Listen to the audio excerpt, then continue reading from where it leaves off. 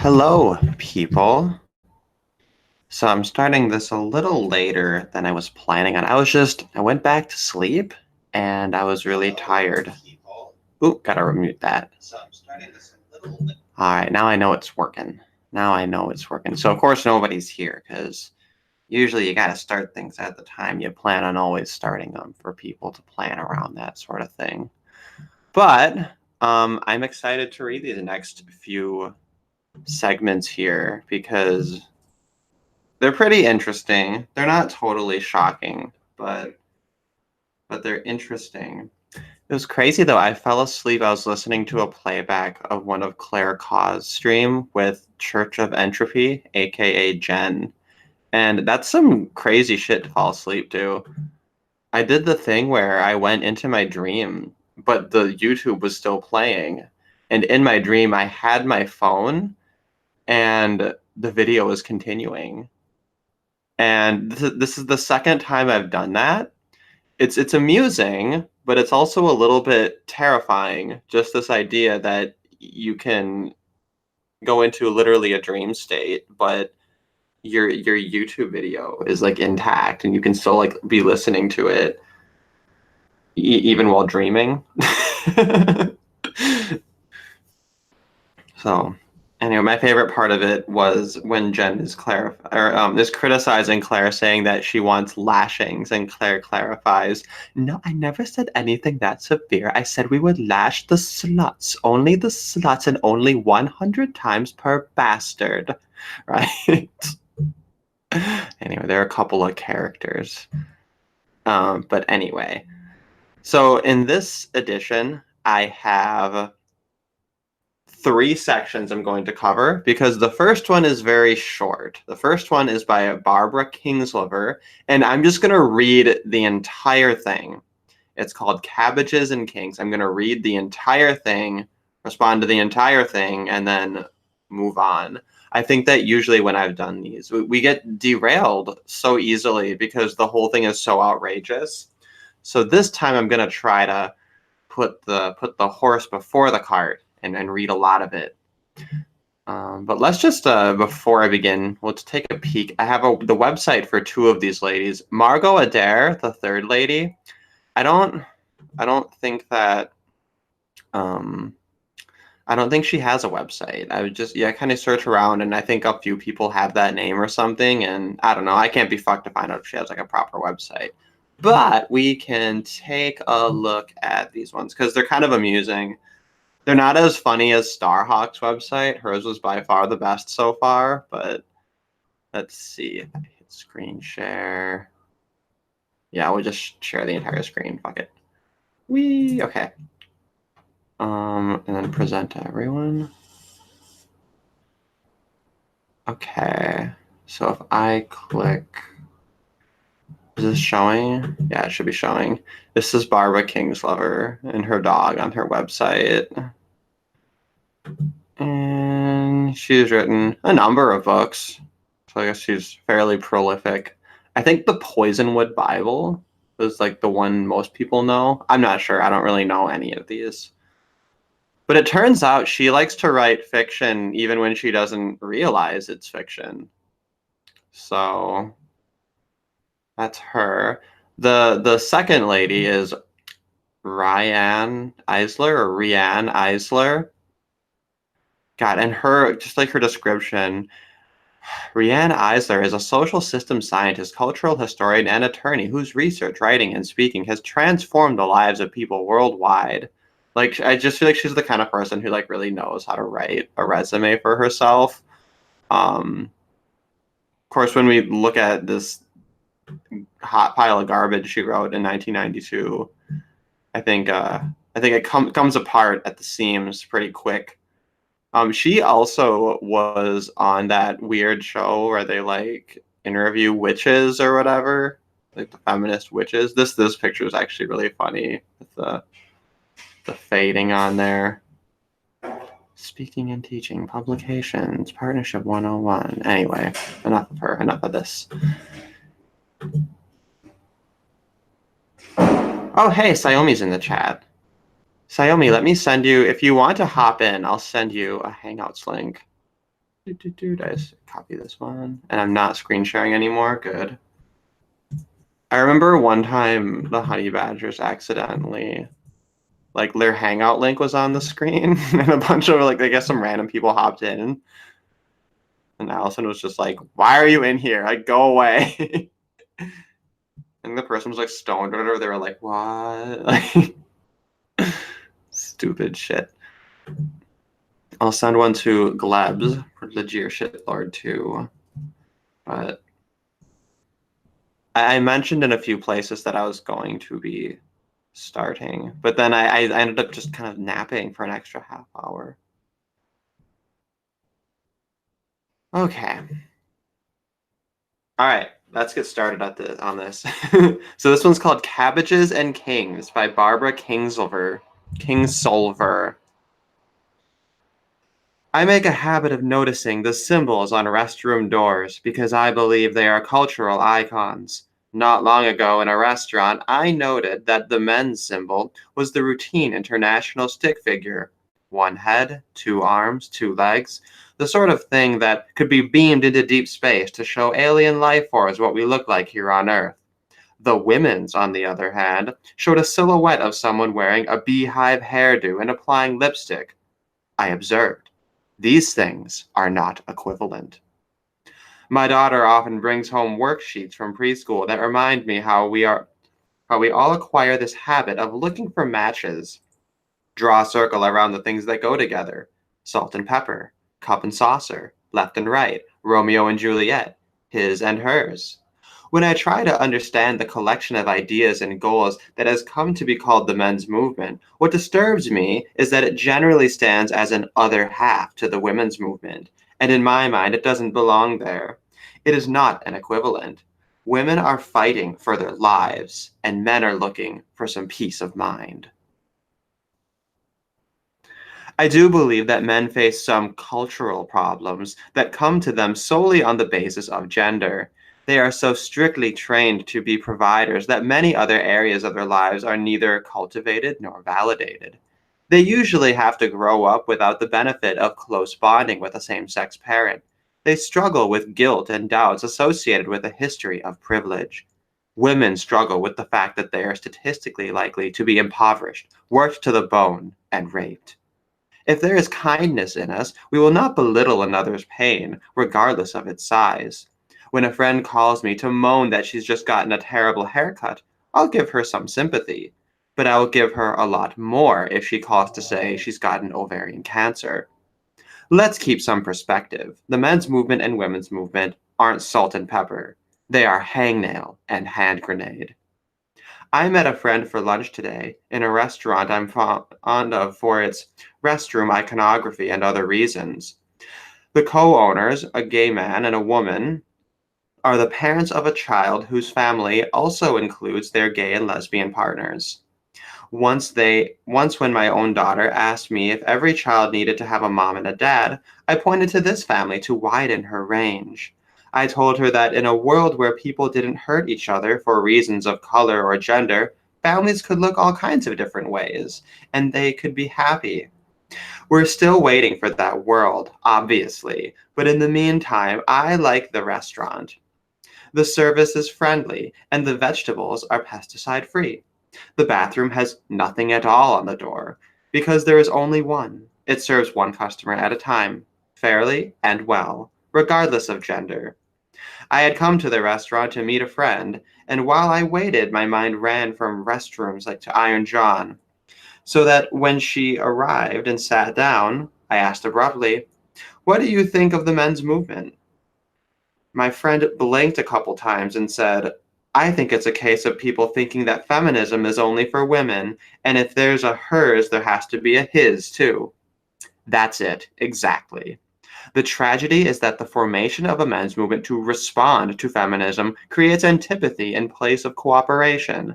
The women's movement is called by that name because women are its hardiest proponents, of necessity, because of lives on the line. But what it asks to is simply that for all humans to be treated fairly and well, regardless of gender. If its goals could be met, those of the men's movement would be moot points. When women and men are partners in the workplace and the home, sons will be nurtured by fathers. The burden of breadwinning will be shared. The burdens of privilege, if there are any, will surely be erased when power comes up as evenly as grass. To reach this place, we don't need a his and hers. What we need is for both sides, the beehive hairdos and the creatures of planet Earth, to claim the goal of equal rights as ours.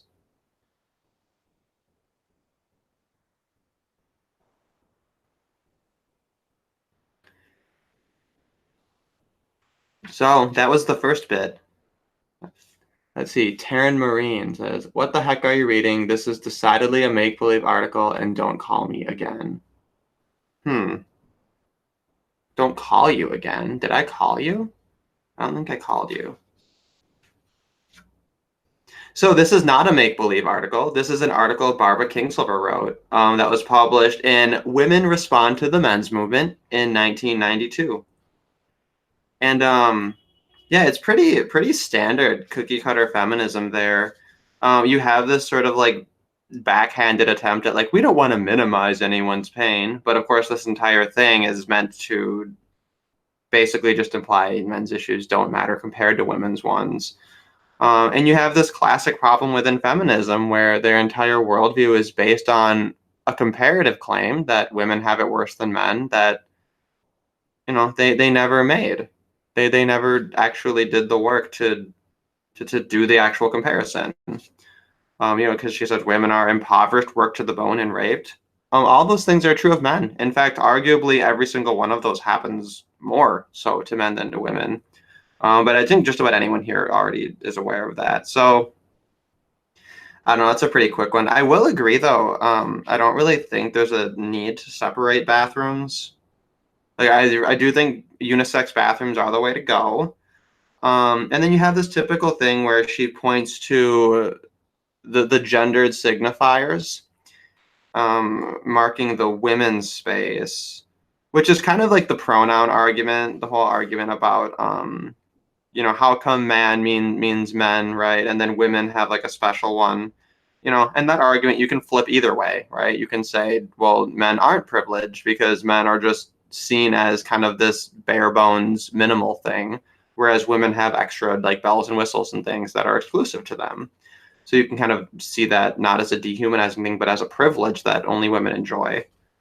And of course, I'd consider that like a meninist argument. I don't think that's a serious men's issue. But if we were to take issues at the level of microaggression, at that threshold where they become women's issues and apply it to men's issues, then definitely it would make the cut. All right, so that was the first one. Just gonna check around messages.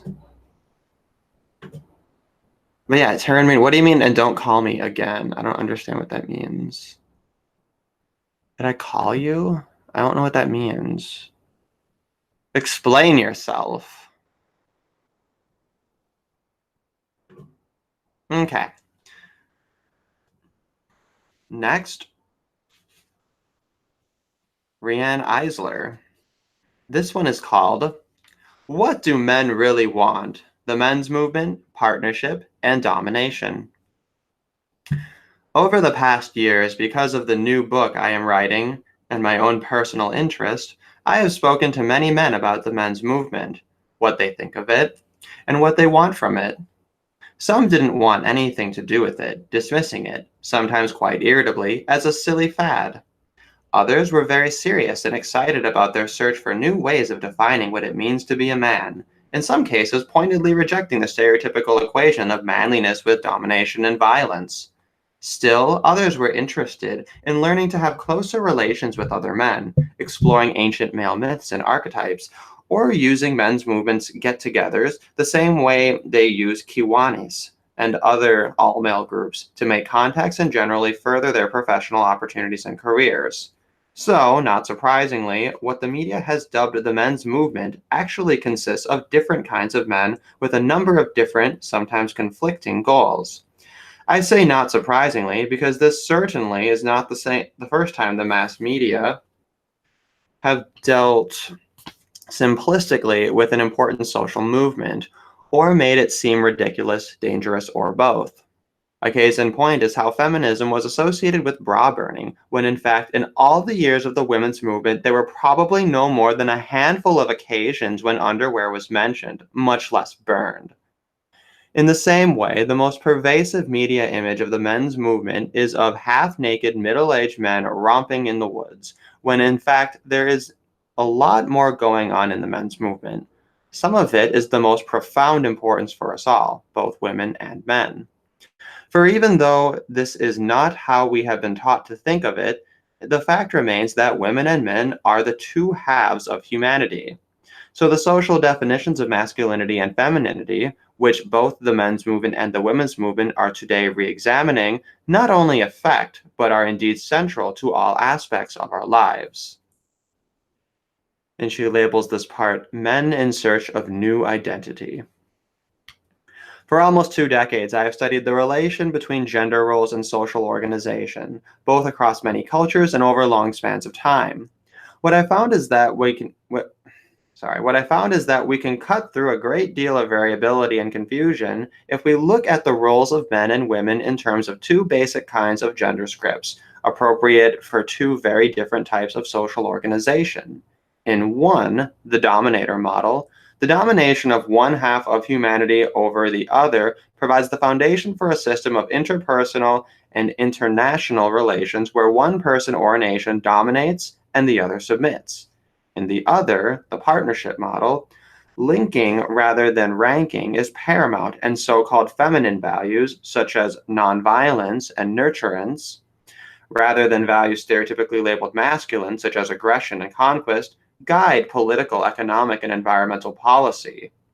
In The Chalice and the Blade, Our History, Our Future, I describe these two types of social organization in some depth, tracing their development from prehistoric times to today, and showing how much of that is happening in our time reflects the counterpoint between an unprecedentedly powerful partnership thrust and an often violent dominator resistance.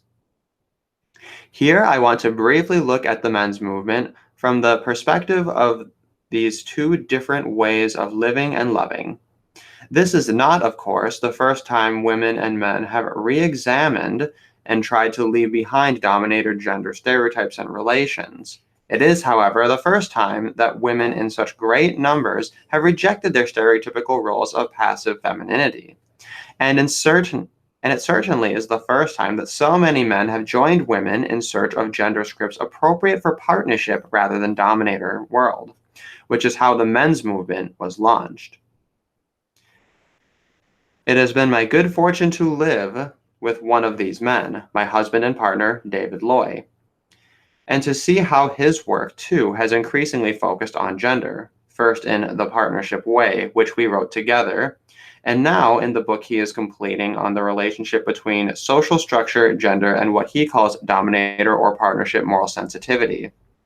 Another man whose work I greatly admire is John Stoltenberg, whose book Refusing to Be a Man is unprecedented in its outright rejection of dominator masculinity, as is the fact that a book with such a title got published at all. Oh, and this is another thing, that John Stoltenberg book, Refusing to Be a Man. Ooh, that needs its own stream as well. That one you can actually find in its completion online. Sorry, I shouldn't go down that rabbit hole, but it's a pretty, it's very telling when a person endorses that book and says it's very good. Particularly somebody who's critical of this notion that we shouldn't just view men as like dominators and rapists. To say that John Stoltenberg has given us some insight is pretty laughable. I don't know. She says she has like decades of studying gender, but I wonder if she asked any real basic questions, or if she, really analyzed the male experience from this supposedly, more nurturing and compassionate sort of partnership paradigm thing that she's advocating as more feminine. Um, Spoiler alert. I'm guessing not, but we'll continue. Let's see what else is going on here. I've also had the good fortune through my work to meet some of the men who have pioneered one of the most important developments in the men's movement, men's studies. Inspired by the women's movement and by the spectacular growth of women's studies courses and feminist research during the last 2 decades, its aim, as Harry Broad writes in The Making of Masculinities, The New Men's Studies, is nothing less than a fundamental deconstruction and reconstruction of masculinity. There's another recurring theme you'll see. There's always a deconstruction. They're always shaping and changing around masculinity, but I don't think that we've seen much of a, deconstruction of femininity within feminism. It seems that the narrative there is always that the feminine has been hidden, right? The feminine is divine and unknown and must be saved. Whereas, when it comes to masculinity, it must be deconstructed and then built, in someone's image, which I suppose that would have to be women's image, right? Because if it's not a male masculinity, it must be a female one. These are the two halves of humanity, so to speak. But that's just some speculation. Thus, in one of the essays in Broad's book, Michael Mesner, calls for a whole new definition of success for men, one that will humanize men through a more equal involvement in parenting, which will not only give more satisfaction to men's lives, but have far reaching effects on society. Supporting both these positions is another man I have had the pleasure of meeting, University of California sociologist Scott Coltrane. He reports that his research on couples where men actively participate in parenting shows that this improved and enriched not only their relationship with their children, but also with their wives. And he further reports that societies in which there is high paternal involvement in child rearing are characterized by egalitarian beliefs and generally similar gender roles, as well as by relative nonviolence in all areas of life. Other men, such as Mark Gerzon, the author of A Choice of Heroes, The Changing Face of American Manhood, James Ditties, who wrote The Male Predicament, and Michael McGill in Male Intimacy, likewise propose new ways of defining masculinity that are more stereotypically feminine. For instance, McGill probes the reasons men aren't more loving and why they need to be.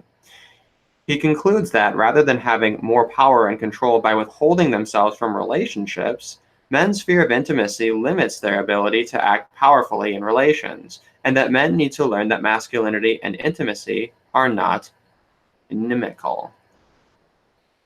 Men's difficulties in forming intimate relations and how traditional stereotypes of masculinity inhibit and all too often cripple men's capacity for caring as well as for sexual pleasure is also the subject of many articles. For example, Don Sabo's The Myth of the Sexual Athlete is a remarkable expose on how, for many athletes, sex becomes a depersonalized, basically callous act.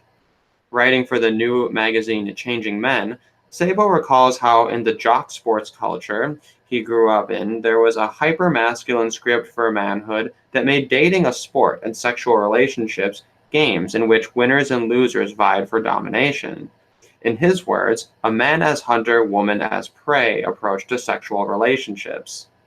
As the psychologist Sylvan Tompkins points out, these kinds of sexual relations are integral to a macho script of tough, unfeeling masculinity, the kind of script required to maintain dominator-dominated relations, not only between men and women, but also between men and men.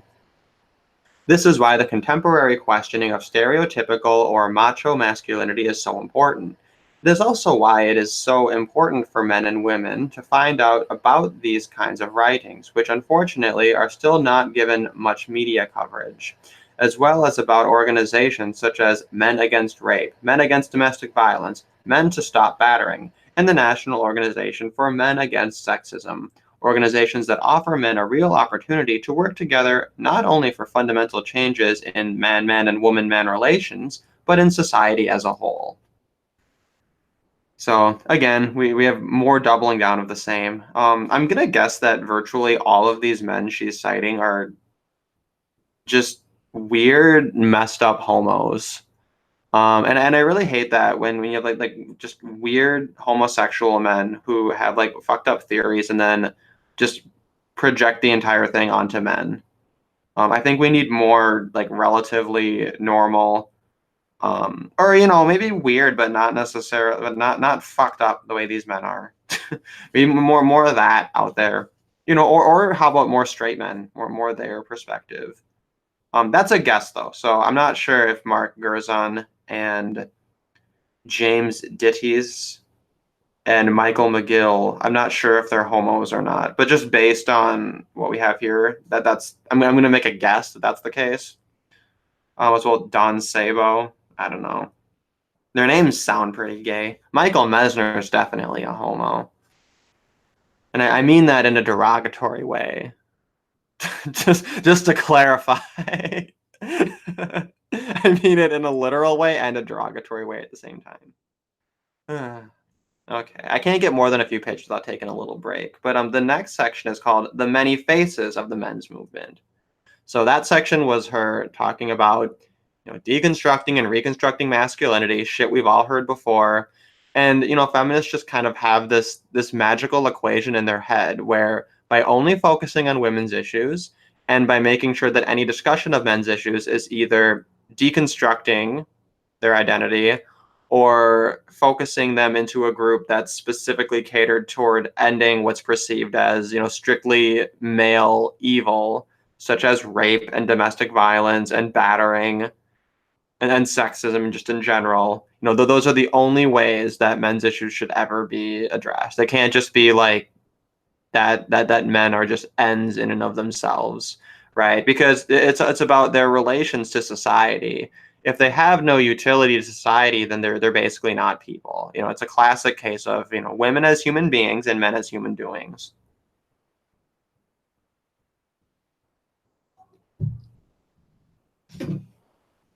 Ugh, my throat is so dry.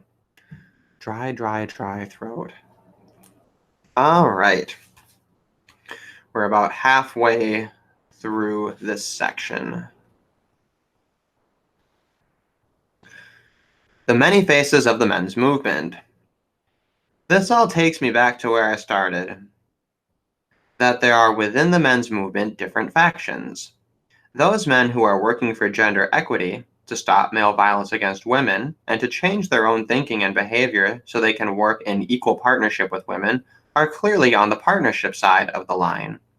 Clearly on the other side of the line are those men, actually only a small minority within the men's movement, but unfortunately a larger group outside the movement, openly working against equality for women, either denying there is inequality or claiming women should be, and even want to be, dominated by men.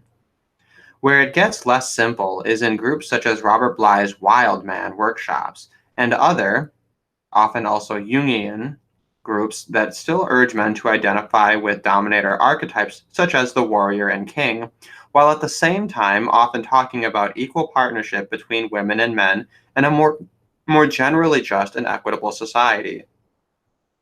This was a theme we saw in Starhawk's section on the last stream. Is she really starts with an inch and takes a mile with it when it comes to the archetypes. It refers to king, warrior, magician, lover. And each of these four archetypes have good and bad aspects to them. And what they are is a collection of different qualities and a different approach and different values. And the idea is that having too little or too much of any of them is a bad thing. And that so they really just say, oh my God, they used king as an archetype. Oh my God, they used warrior as an archetype. This means they're glorifying war. This means they're glorifying domination. And I don't know, maybe she'll try to expand upon it, but it really seems like they're going based off of just the label alone. Because if they were truly interested in that approach, they probably would also find things to criticize within Lover and within Wizard, right? Well, in theory. But she's only researched gender for 20 years, so I can't really expect her to know too much. Certainly the impulse behind many of the groups where men meet in sweat lodges, drum in the woods, and tell stories about warriors and kings is the impulse toward a less limited masculinity. This is particularly true for the white-collar and professional men who can afford these workshops, looking for a new masculine script where men are not so constrained by stiff codes of basically an adversarial interaction with other men, and where, as leaders of these groups put in, men can bond. But although it is touted as new, the script for men offered by some of these groups is actually not at all that different from the old macho script, except that now it's dressed up in new age clothes. As in the old macho all male peer groups, once again, in accordance with dominator requirements, male identity is defined in negative terms as not being like a woman. As in the old macho script of contempt for the feminine, Bly berates his followers for being too soft or feminine, and thus unmanly. Even beyond this, he expresses true horror of being controlled by women, with whom, according to Bly's and the old macho script, men must at all costs be independent. To this end, men must even, and in Bly's script particularly, distance themselves from their own mothers, lest, in Bly's words, they may be controlled and contaminated by too much feminine energy. And as in the old macho script, power, along with freedom and equality, is still seen as an exclusively male prerogative, and men are again encouraged to bond around male power over women. One of the saddest things about Bly is that he originally preached that men should embrace their feminine principle. That, as he said in the Great Mother conferences he conducted in the 1970s, this is essential for world peace.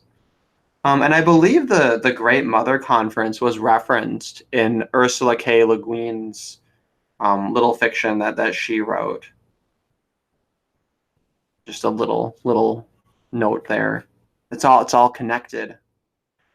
But of course, the contemporary struggle between the dominator and partnership models is not only between different groups, it also takes place within the same organization and within the same individual.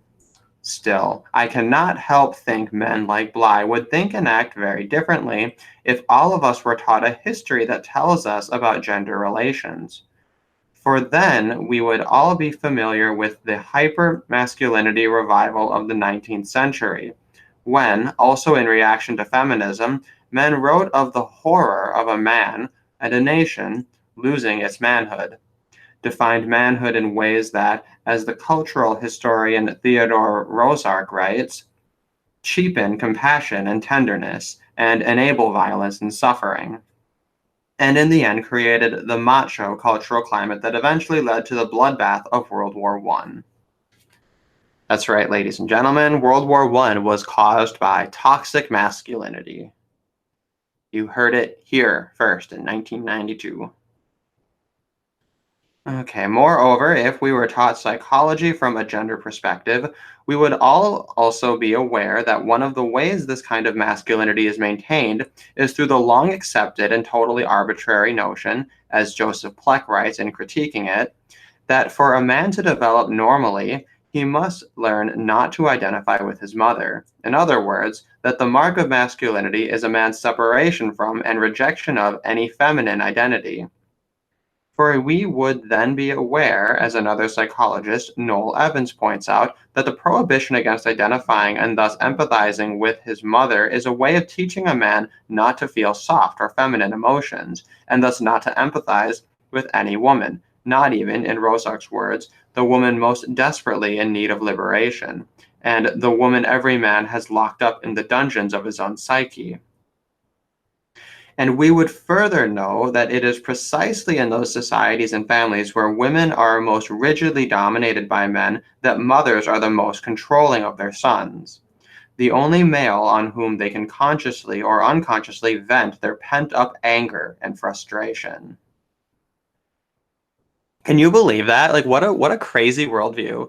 So she thinks that because men don't identify with their mothers, and insofar as they reject a female identity that's embodied or expressed by their mothers, that they therefore have like a feminine self, right? that's locked up inside them. And then the suggestion, of course, is that this leads men to act upon it and dominate women in this way because it's part of your fucking brain, right?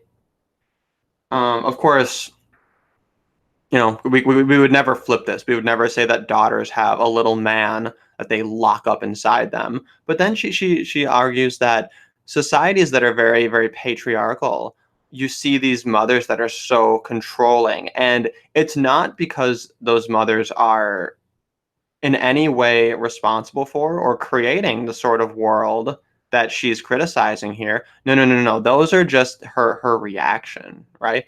And it's what I talk about, how people always repackage things as as a retaliation. That's all it is. You can call it the non-aggression principle. If you prefer not to, you can just say, when people want to perpetrate some sort of evil, they always package it as a retaliation. And there's something very universal about this. And you see this pattern everywhere. At least I'm seeing it everywhere. Maybe I'm just a crazy person. I don't know. But really, everywhere I look, I just keep seeing that again and again and again. Okay. In short, we would know that to the extent that men's groups today buy into the old macho scripts, they are reinforcing precisely the kind of society and family where men and women, and this obviously includes mothers and sons, both consciously and unconsciously hurt one another in all of the ways that men and women complain that they have been hurt. We would know that myths such as Freud's Oedipus complex, which sets up the angry sons to take over from the equally angry fathers, and in the process possess as many women as possible, including in fantasy even their own mothers, and Jungian-style archetypes that still idealize heroic male violence do not reflect the human psyche, but rather the dominator male psyche, the same psyche that today threatens all life on this planet. And we would immediately see the difference between, on the one hand, encouraging men to feel self-pity and continuing to blame women for their problems, and on the other, helping men to feel empathy for both women and men, including themselves. Finally, we would recognize that men, like women, need and want close, loving bonds with both women and men, including both mothers and fathers. I mean, it seems to me it's kind of a strange thing to suggest that this isn't the status quo. Um, yeah, feminists do this very often, where they say this is what this is how things should be, and it's like maybe if you were approaching things in a more normal way, you'd realize that to a pretty great extent this already is the case, and maybe your experience wasn't that typical. I might humbly suggest. But yeah, a lot of this is so tired, and you can see how they repackage the men's movement as just blaming women. All this stuff you've heard over and over again. It's, oh, the men's movement is saying men are oppressed too, and they're blaming women for everything, and it's just a backlash against my equality. And then one of the ways that they oppose this equality is by suggesting women are already equal, and then they suggest that women want to be dominated by men. Wow, in light of 50 Shades of Grey, that particular claim, I think, aged very poorly. Very, very poorly. All right. So now this is the last section of Riane Eisler's chapter here, her little essay. The men's, women's, and partnership movements. To me, one of the most encouraging developments of our time is that so many of us are beginning to recognize that women and men share essentially the same needs and goals.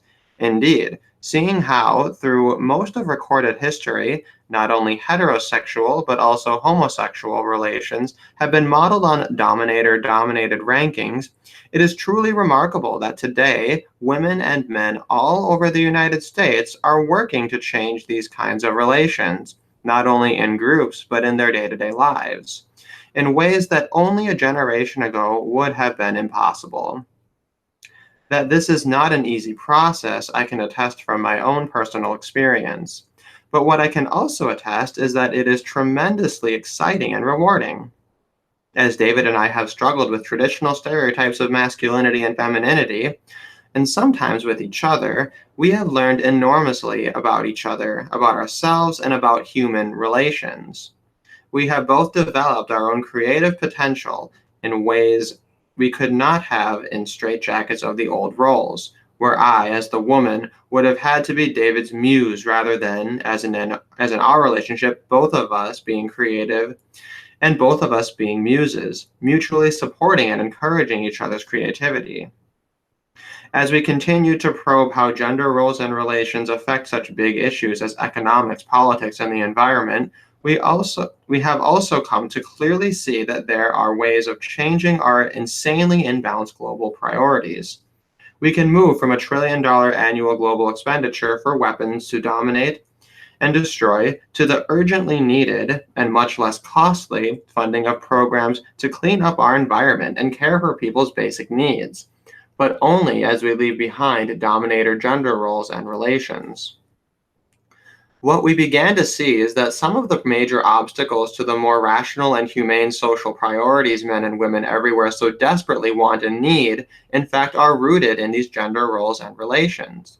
Take the case of how, in accordance with dominator gender scripts, caring and cleaning work continues to be relegated to women for little pay in the workplace, as in the professions of nursing and housekeeping, and for no pay in the home. As long as this continues, and both women and men are also still taught to glorify heroic fighting and killing as the essence of true masculinity, we can continue to expect that masculine activities will be more highly valued and given economic precedence over anything stereotypically labeled feminine. In the same way, as long as women are still everywhere systematically excluded from economic and political decision making, with the occasional woman who violates this dominator rule generally forced to prove every inch of the way that she is not too feminine, in other words, that she will wield power in the stereotypically masculine way, we cannot realistically speak of real democracy, much less of a really kinder and gentler society. So, in her view, economics is determined by social stereotypes. Like the value of a job is based on a gendered stereotype, and whatever is deemed as masculine gets paid more money, right? And so it can't be the fact that like a soldier is risking their lives and is compensated with that in mind, at least to a degree. And that things like cleaning and things that kind of have a lower barrier to entry that anyone can do. The idea is that this is just not valued because women do it. When in reality, it's that people who don't have to focus on their careers, people who aren't reduced merely to their agency, they tend to achieve more and they tend to have more specialized knowledge and specialized skills, and that's why they're paid more. Ryan Eisler doesn't really seem to know much about anything, really. She really does seem to be just inflated, just completely inflated in every way. And that's why I'm happy to be part of YouTube. I'd rather be on this little platform here. Like, I see it as more honest, more noble to just, sit down bedroom feminist style, read a couple things, share a couple thoughts, rather than all of this just pompous acting like I've researched for decades and decades. Oh yeah, so is everyone. Everybody fucking learns things every day. You're not special. In fact, it seems like the style of research she does makes her less knowledgeable, makes her less qualified to speak on these topics. Oh, and I just have to note this stupid concept of unpaid labor. When you're a housewife, you're enjoying the majority of the fruits of someone else's labor. You have to understand this, right? Like women have much more purchasing power. They make the overwhelming majority. It's like something like 80%, some ludicrous number of consumption is done by women. So the idea that they're not paid for this labor is so stupid and childish and greedy. I say childish, but that's an insult to children, honestly. I think children have a better sense of justice. Seems that for a lot of these women, they'd probably have a better sense of justice when they're a kid. And then as they realize that they can just get free shit by whining, and that this works into adulthood. They just become monsters. Ugh. Fucking what's her one name? Alice Schwarzer was really big on this argument, this unpaid labor argument, and they literally they basically think that the government should pay women to clean their own houses. That they should also get money from like the government. Which actually at this point, paying women not to work might be the lesser evil when you consider like Me Too, but it's not really an endorsement of that. It's just a statement on how bad things have gotten. All right, we're kind of in the end stretch here, and I think I'm gonna close it out after I finish this chapter here. So yeah, it puts me about 55 pages in, which that's about a third of it. So it looks like we'll be on track to finish this by the time the conference on men's issues begins. All right, so last few paragraphs here. This is why David and I are so committed to the women's and men's movement in their efforts to change stereotypical gender roles and relations as part of a larger movement to complete the shift from a dominator to a partnership society. And it is also why, for the past 5 years, we have put so much of our energy and our lives into helping to nurture and support a growing partnership movement, consciously dedicated to accelerating this shift in all areas of life, from the bedroom to the boardroom. By this, I do not mean to say that we think the partnership movement should replace the women's and men's movements. In fact, I am convinced that, particularly for women who have been so long conditioned to defer to and please men, separate women's and men's groups are essential. But we do think that the partnership movement is a logical melding of the women's and men's movements, one that offers a much needed home for those women and men who are beginning to come together to share insights and experiences, and, most important, to work together for personal, social, economic, and political change. One thing I have learned, first through the women's movement and then through the partnership movement, is that there are traits stereotypically labeled masculine that are in fact excellent human traits for both women and men. These are traits that both women and men, and if permitted, do share. For example, assertiveness, or the capacity to say what one wants rather than feeling one has to manipulate or placate, as powerless or dominated people are taught they must do. And as many men are today also learning through both the men's and partnership movements, there are traits stereotypically labeled feminine, such as empathy and nurturance, that men too can find, and if permitted, do share. And above all, that these traits do not make a human being less of a man, but rather more so. So for me and for David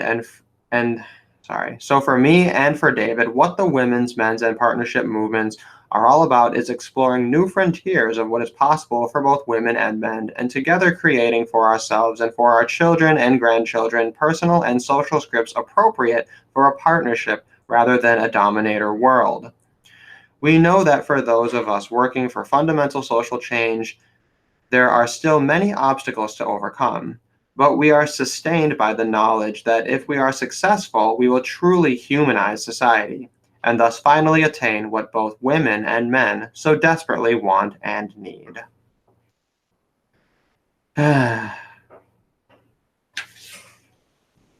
So, in a nutshell, she wants to keep the men's movement, but she wants to make sure that it's serving her in her feminist paradigm.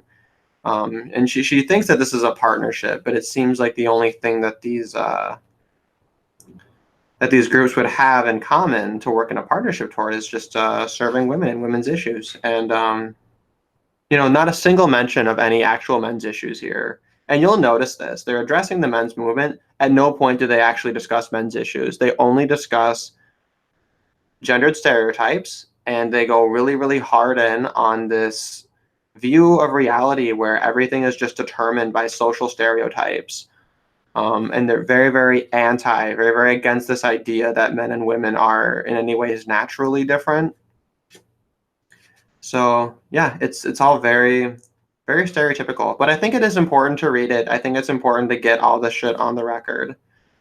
So next week, I'll be continuing with the next part of this, which is labeled "Will the Real Men's Movement Please Stand Up" by Margo Adair.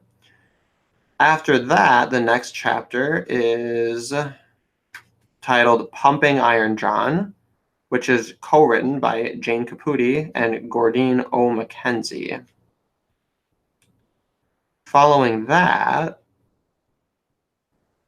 we have In Search of the Lunar Male, Contemporary Rituals of Men's Mysteries by Zuzana Emis Budapest. So those are the next few that are here. Probably I'll only read like the next two, I think. All right. Well, it was fun being here. Everybody have a nice day and keep it easy.